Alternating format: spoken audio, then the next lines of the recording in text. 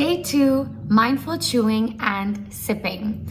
The purpose of this very simple yet super profound exercise is that we are taking something that we do every day, multiple times a day, and using it as a way to embody the quality of reverence, the quality of nourishing yourself, the quality of safety, feeling like our basic needs are being met.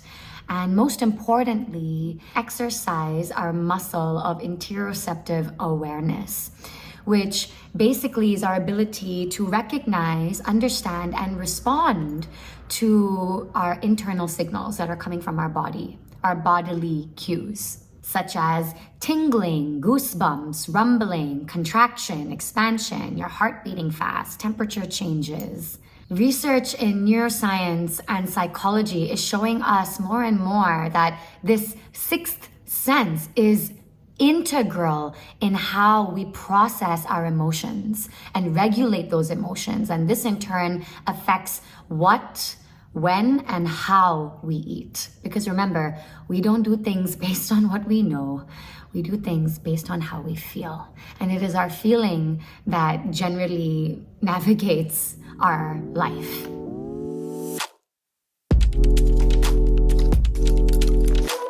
Growing up, and especially in my early 20s, I would gulp food. My parents would always tell me, chew your food, take smaller bites.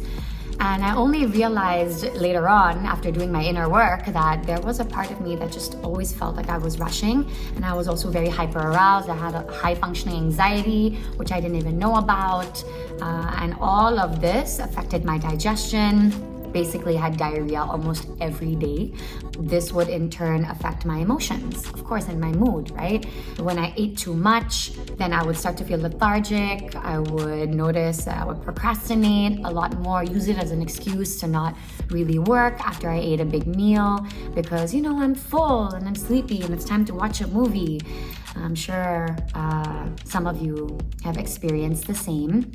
As soon as I started chewing my food more intentionally and praying before my food and really being present, not only did I eat in proportion, I ate the right proportion, I didn't emotionally eat, but I noticed that after I ate, instead of feeling sleepy and lethargic and lazy, I felt very pumped, very energized, very grounded, and very safe in my body.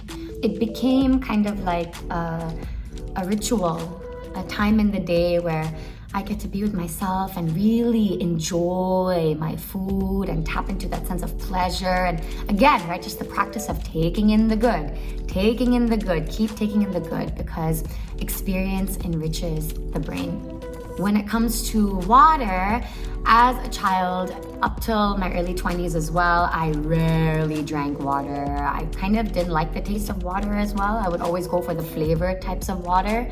And as I started going deeper into my spiritual practices, I learned a lot about the power of water and how water can literally absorb our thoughts, our emotions, our intentions, and our touch can even change the molecular structure of H2O. Isn't that crazy? So I started to use that for myself, and every time I would take a sip of water, I would just follow it down and use that as a moment for me to slow down, because I know I have the tendency to rush. That's my pattern. My conditioned tendency or my trauma response is to constantly be in a rush. And I know I'm not the only person that feels this way. By pausing and sipping the water mindfully, I found that I could kind of give myself, a kind of compassion break in between and tap into that sense of feeling more at ease with myself, more in control of my surroundings, and most importantly, just refreshed and clear after. So for today's practice, every meal, breakfast, lunch, and dinner, before you begin eating, look at your food, smell your food, maybe even offer a prayer of gratitude, a prayer of thanks, just saying thank you, and then begin to eat. While you eat, chew consciously, move your jaws. Feel all the flavors and the textures in your mouth. Notice how you feel as it's moving down your throat into your belly. And after you eat, check in. Do you feel lighter? Do you feel heavier? Do you feel energized? Do you feel a bit drained? Do you feel a bit of a heaviness in this area, a bit of a lightness or a openness in this area? Practice being the silent observer and just notice how the food that you're eating is translating in your physical body and in turn in your energy levels. Every time you take a sip of water today, follow the sensation of the water down your throat.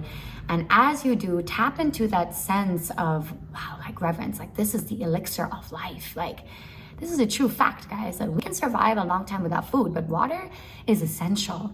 So really feeling and tapping into that sense of, oh, I'm nourishing myself, I'm revitalizing myself, I'm replenishing all of the cells of my body. Using it also as a way to kind of give yourself a break and some rest from the busyness and hecticness that happens in your day. The main element that we are building in this practice is interoception. And I'll tell you why this is super important in today's world is because our societies, our cultures are so fast-paced, so distracted, increasingly getting polarized. And a lot of us are operating life from a very defensive, very traumatized state. We're living in survival. The good news is when we can accurately detect our body signals, sensations, the bodily cues that we are getting all the time, we also develop our ability of processing and regulating our emotions. We're able to kind of interpret our felt experiences in a more wiser, more empowered, more beneficial way for ourselves and for others so that we are responding more instead of reacting. The way this works is because every single feeling, emotion that arises has a physiological response. They work together, they come together. There cannot be one without the other. And with the way that we've been built, we often experience the physical response first before the full emotion settles in. That means the better and better you get at your interoceptive awareness, the better and better you will be able to navigate your emotions, feel more in control of your day-to-day life and the ride that life takes us on. Science and research shows us that lack of interoceptive awareness, disruptive interoception leads to mental health issues, mental health illnesses. People with depression, for example, show that it's very difficult for them to detect their heartbeat because they're completely disconnected, they're numb, they don't even know what they're feeling. And people with anxiety, they might be able to be very attentive and observant and know what's going on, but they don't read the signals accurately. So that means even if they're feeling excitement, it can be easily misinterpreted as nervousness or fear. Another benefit is that you get to practice the basics and the foundations of mindfulness and meditation, literally being with what is, without trying to change it, judge it, compare, just being with what is, finding peace, finding acceptance in how things are. And this in turn we know is important for our own self-growth and self-awareness. Other benefits of chewing your food is that you absorb more nutrients and energy from your food. You maintain a healthy weight. Benefits of mindful hydration include decreasing stress, improving gut health, increasing productivity, reducing migraines and headaches, even lowering levels of depression. There's so much here. The more accurate we get at detecting our sensations, internal sensations and bodily cues, the more we will be able to also detect the bodily cues when a feeling and an emotion rises. Instead of reacting, we get to respond instead. We kind of loosen up the old past conditionings that are connected to a certain way of feeling. And we're able to respond from the moment itself, from the present moment instead, which leads to intuitive eating. I hope you enjoyed this practice and weave it throughout your day, every day, starting from today, because I promise you, you will start to see huge, profound changes in your outer life, in your external life, by working on the inside in this very simple way. If you have any questions, please put them in the comments below. I'd love to connect with you. I can't wait to hear all of your responses for those of you who are joining the challenge, and I'll see you in the next video. Have a wonderful day. Bye.